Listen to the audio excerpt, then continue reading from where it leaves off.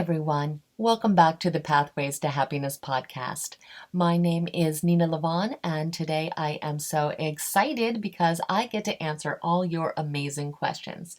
I think you are really going to enjoy the questions that were sent in, and I will get to as many of them as I can, and I have a few already that I decided really need to have their own entire episodes to be able to fully address, so I will be getting to those as well in the near future. So as always, before we get started, I want to thank you so much for all your tremendous support, both here and on the Nena Lavonne YouTube channel. I always enjoy reading your comments and I appreciate your thoughts and insight. So if you haven't already subscribed, please don't forget to go ahead and do so.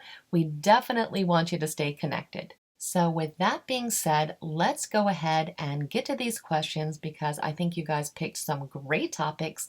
And the first series of questions I'm going to answer are all in response to topics sent in after I posted the recent dream interpretation video on the YouTube channel.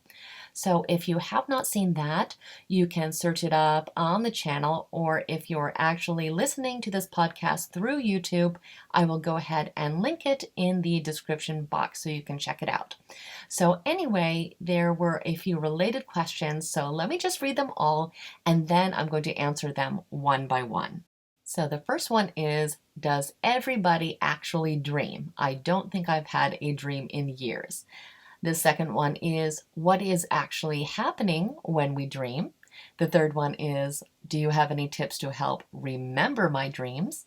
Number 4 is, I just got a dream dictionary and the things it says that are supposed to be symbols in my dream really don't make any sense to me. Is it possible they are wrong? And the last one is very interesting, and that is lucid dreaming a real phenomenon? So I love all these questions, so let's go ahead and start with that first one. So yes, everybody actually does dream, and for most people, they are dreaming about 2 hours every single night. Now, that does not mean that everyone remembers them, but they are actually happening. A kind of weird fact that came out after some pretty extensive dream research they did in 2012 is that men more commonly forget their dreams than women do. I found that to be really interesting. But most people do have about 5 dreams per night. Now, getting to what is actually happening when we dream, it's an interesting question, and the technical answer is that it's just a period of mental activity that is going on when we are sleeping. So usually it has images and sounds, but in some cases it can actually involve tastes and smells. Although I can't think of a single time this has happened to me personally. If anyone out there has had that experience, please let me know. I think that is super interesting. I've never woken up and felt that I had had some kind of smell or taste that was in my dream. Sometimes I hear music. I think that's probably a lot more common, but I've always been fascinated by dreams, and I never get tired of hearing about what people dream about and what the experience is actually like for them. Sometimes dreams can follow some kind of a specific story, and other times it just seems to be random images that don't really seem to fit together that well. I definitely tend to have more of these story type dreams, although maybe that's just the ones I tend to remember. But everyone is different, and it would not be uncommon to actually have a mix of both. The brain is just basically trying to sort out everything that happened during the day, everything we experienced, everything we learned, and even the things that we did not consciously pick up on. Now, researchers have studied why we dream for centuries, and some feel that dreams are just simply the brain organizing and processing all that information, and other people feel that dreams have a much deeper meaning and that they are really kind of a window to our subconscious mind, which is definitely a theory that I subscribe to 100%. And if you did watch the dream video, we talked a lot about, what those dreams could potentially mean. And if this is something that you want to look into much further, I definitely suggest reading up on the point of view of Sigmund Freud or Carl Jung. They just have some really interesting perspectives on dreaming that you could get lost in a psychology book reading about for like 10 hours without ever being bored for 1 second. But going back to the topic, there is some evidence to support the theory that dreams do really offer us kind of a peek into our subconscious mind. They actually did this study at Harvard where they told people that they were not allowed to think about a specific thing during the day. And then they studied what they dreamed about that evening. So, what the study found was that the exact things they were told they were not allowed to think about ended up being themes that they dreamed about during the night. Not every time, but many times during the study. So it gives some credibility to the thought that we sometimes are dreaming about what we are pushing away during the day, and that the things that really only the unconscious mind has any awareness of. This is absolutely something that I have seen evidence of in my own life, and I know the more I try to avoid thinking about specific topics that I really need to directly address, the more it's going to haunt me in my sleep. So maybe it's a bit of both of these theories, some dreams having meaning and being able to provide insight, and some just being those random images and experiences that are just getting kind of sorted out in the brain. And it's always funny when you fall asleep to television or something that's happening outside and the brain starts to make these sounds, kind of part of the dream. It's pretty amazing, actually. We are so creative if you think about it. Dreams are like these fascinating little movies that can just fill us with emotion. And it's also funny when we try to tell other people about our dreams because a lot of the times they really don't seem to care too much or don't think it's nearly as interesting as we think it is. But of course, to the dreamer, they are just really captivating. Okay, so let's look at the next part of the question, which was if I had any tips for remembering dreams. And yes, I actually have three specific tips that have worked for me. Maybe they will work for you. The first is simply to set the intention to remember your dreams. Literally say to yourself that you want to remember your dreams kind of over and over when you are falling asleep. Now, for whatever reason, this has been effective for myself and for other people. So maybe it's just because the brain is trying to obey what we are telling it to do. It maybe gets into the subconscious mind that it's important to us. So that one is a really simple technique. So it's worth trying for a week or two to see if it has any effect for you. But if not, another easy trick is to simply drink a big glass of water before you sleep. And this is because it will definitely disrupt your sleep because you will need to wake up likely to use the restroom during the night. And most of the time, you're going to wake up right after that REM cycle of sleep, which is perfect because that's when you would be more likely to remember your dreams to begin with. But like I said, this is definitely going to disrupt your sleep. So it's only a technique that you should really use if you really, really, really want to see if you are dreaming during the night or just, every once in a while if you want to remember a dream. It is definitely not something you want to practice on a regular basis. And the last tip is to keep a dream journal. It was actually one of my professors that had required us to keep a dream journal that really clued me in on how effective this technique actually is. We forget about 95% of our dreams about 5 minutes after we wake up, so we have to be really quick. So you might even want to just write down all the key images so you don't forget them. If you take too much time actually writing, you may start to forget before you get to the end of the dream, or you can get distracted by your own writing process, which has happened to me before. So I like to quickly jot down all the big things and then go back and kind of fill in the blanks. And then I like to read them over later on in the day and contemplate what these dreams might really be about and what they could possibly be telling me. I always give the story about when I started keeping a dream journal. I had noticed that I was having these reoccurring dreams. They weren't identical, but definitely they had the same theme. And it made me realize that I had some closure that needed to happen in my life that I had really been kind of pushing away. When I read all the dreams, it was just crystal clear. There was a bunch of pain that I was not allowing myself to feel during the day, and it was all just kind of coming out at night. And when I realized that, I was able to start to address it. So if it wasn't for that dream journal, I never would have consciously known there was even an issue. So I couldn't recommend this process enough for remembering dreams and for kind of, getting signs and signals from your subconscious mind. But please know that it's going to start slow. You probably won't start remembering your dreams immediately. It is something that actually requires practice. But it is like a faucet that gets turned on. I had nothing for like a week, and now I remember a dream probably every night, or at least a part of it.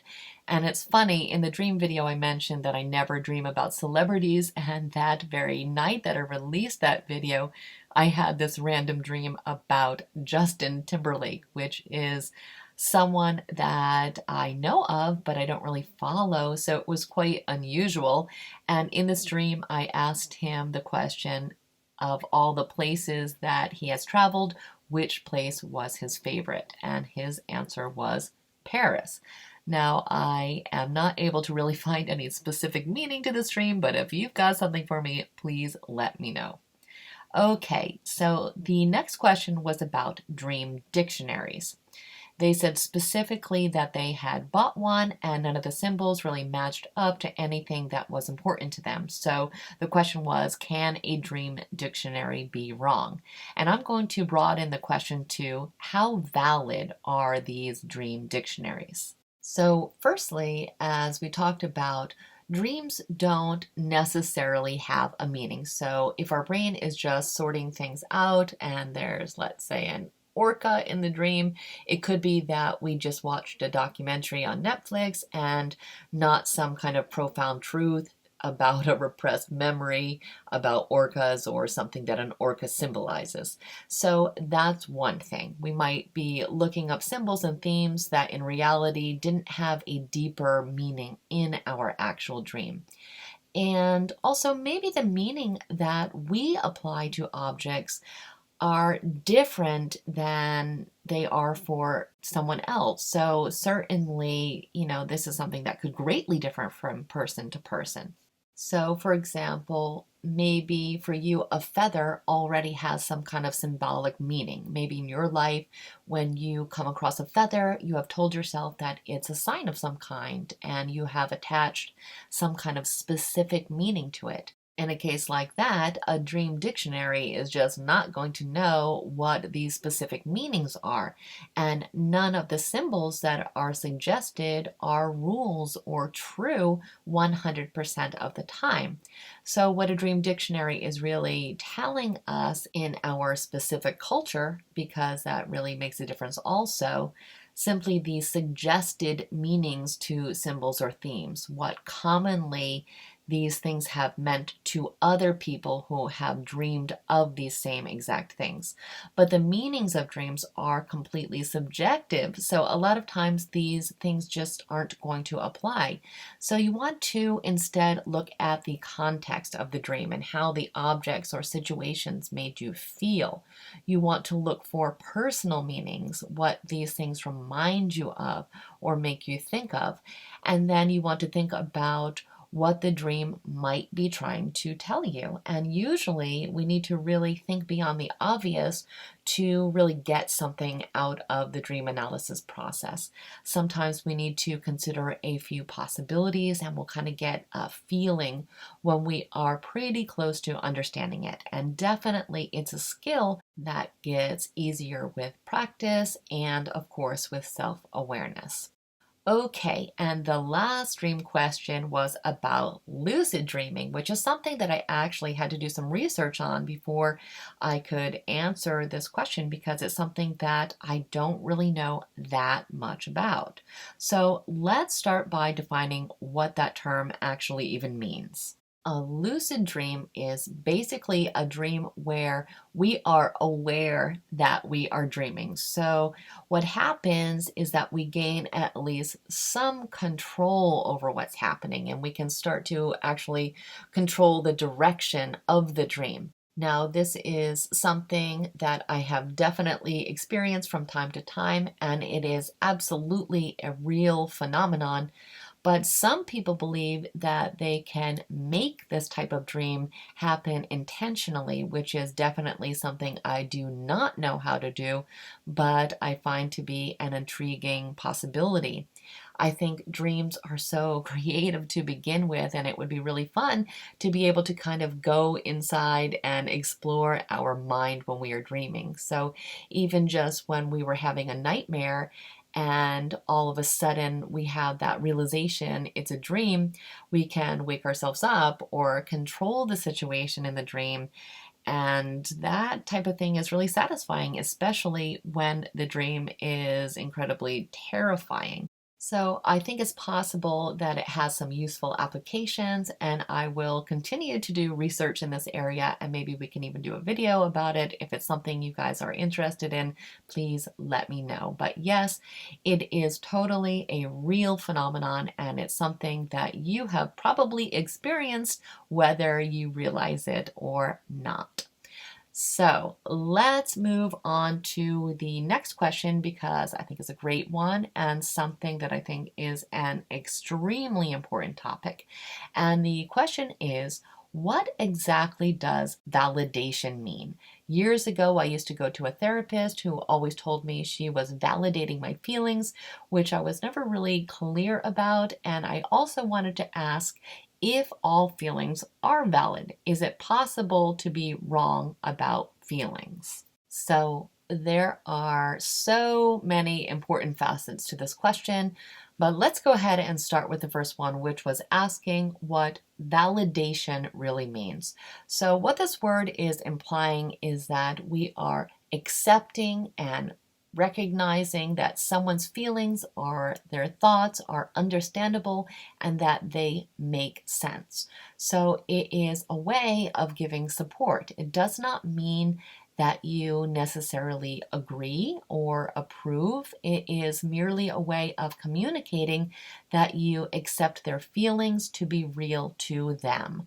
So you can disagree completely, but you can still validate someone else's feelings. So validation is important because a lot of times it's hard enough to share emotions, and there is a fear there that you're going to be criticized or even shamed for having these feelings, and that certainly happens all the time. And I think one reason for that is that it's oftentimes just really uncomfortable for other people to even hear about someone else's emotions. So it's an easy way out for them to kind of invalidate the feeling as being inappropriate or unnecessary or flat out wrong. And of course, that can lead to a lot of pain. So, validation is actually really important and oftentimes very comforting to the person having the emotion. So, that's basically the concept in a nutshell. And the next part of the question was if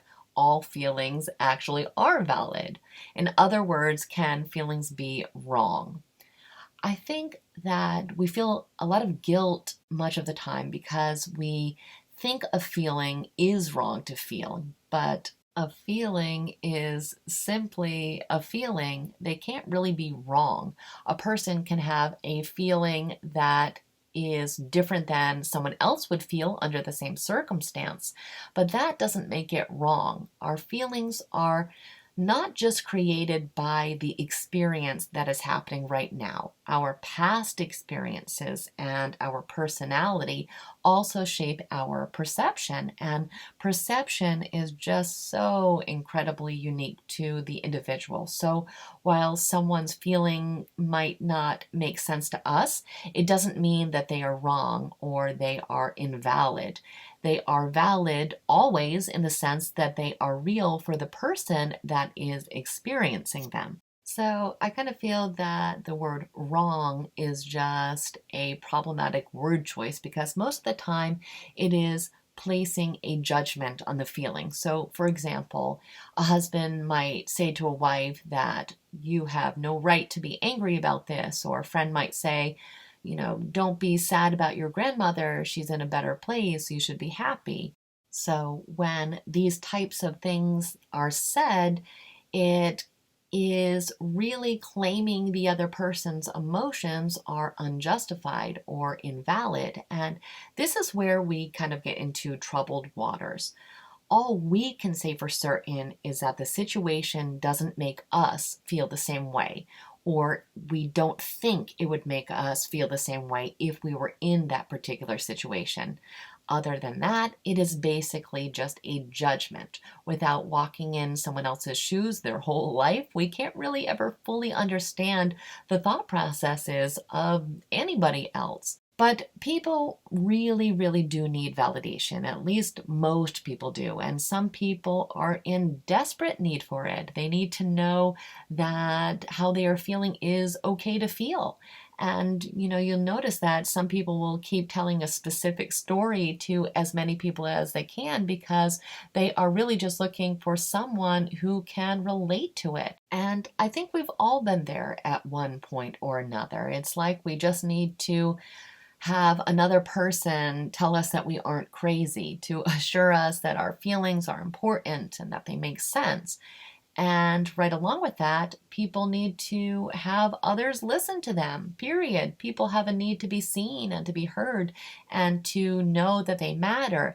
And validating someone's feelings can be very helpful in this process also. So that's basically it. I hope that kind of gives you an idea of the kind of basic principles behind what the term really means and why it can really be so helpful and healing.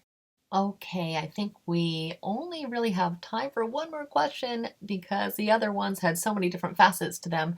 So I'm going to go with one that I think a lot of people can relate to, and it is on the topic of meditation.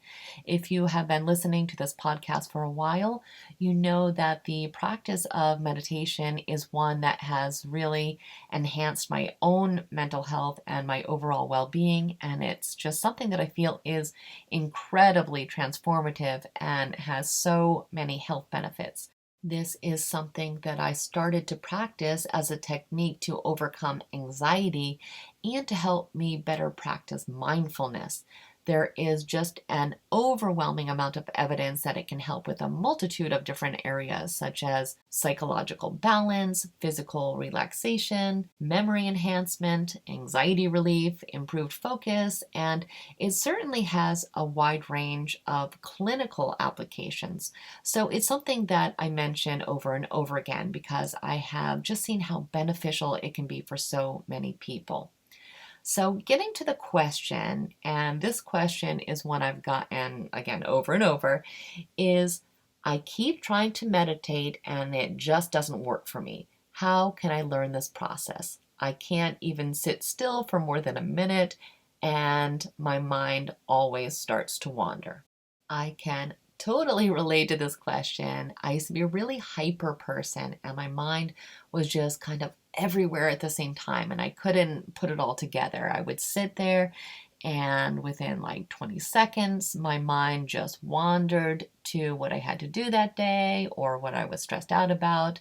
I wasn't really used to the quiet, so it just kind of made me feel bored and uncomfortable, and I definitely was not reaping any amazing benefits from trying to sit there and, not having any success with the whole process. So again, I can totally relate, and this clearly is something that affects a ton of people because, like I said, I keep getting this question over and over. So, what can we do? Well, let me start by saying do not give up. You can definitely learn how to do this. If I can, anyone can. And now it's something that I look forward to every day and really just puts me in a calm and relaxed state, which is really different from before when it was like I had squirrels running around in my head all day long. So basically, I stopped putting pressure and expectations on the experience itself. And I kept it super short. So instead of trying to sit there for 20 minutes and feeling like I was wasting my time, I reduced it down to around 5 minutes. And I basically just focused on my breath and being present in the moment. So really, I was starting with mindfulness, and I just sat down with my eyes closed and listened to the sounds around me and paid attention to the sensations that I was feeling in my own body, and I was just present with whatever I was feeling that day. And I let my mind wander if it's what it wanted to do. But instead of holding on to the thoughts, I would just kind of let them pass me by without judging them or really going deep into them. I would just notice them and again, let them float on by. I think the problem had been for me, and maybe you can relate to this, is that I thought meditation meant that I had to stop myself from thinking and that I had to meditate the way other people did. So when I took all that pressure off myself and it just became about mindfulness and my own experience, whatever that happened to be, it just started making a lot more sense to me. And then it just became really enjoyable. I mean, we never have this opportunity anymore. We are constantly having noise in the background, our phones and our millions of distractions. We never just sit. And so tell yourself, if nothing else, I am going to have a calm and peaceful moment all to myself, and just be proud of yourself for taking that 5 or 10 minutes. And then you can just start to gradually increase the time. You will definitely start to find your own style, and your body and brain is going to help guide you through that. There is simply not any meditation that is good or bad. It just is. So that's what the process was like for me, and it was really effective. But there are still other things that you can do. Now, one of the things that has been helpful for a lot of people, and something that I also do sometimes, is to listen to guided meditations. You can find them all over YouTube. And what you do is just kind of sit and relax, and they walk you through the actual process. So you don't feel like you have to kind of create something on your own, but you get the same type of benefits from the meditation. Another technique is to get into a flow state, which also has many of the benefits. And this could be maybe by playing a musical instrument, or from painting, or even by exercising. I know that sometimes when I am running, I feel like it's a type of meditation.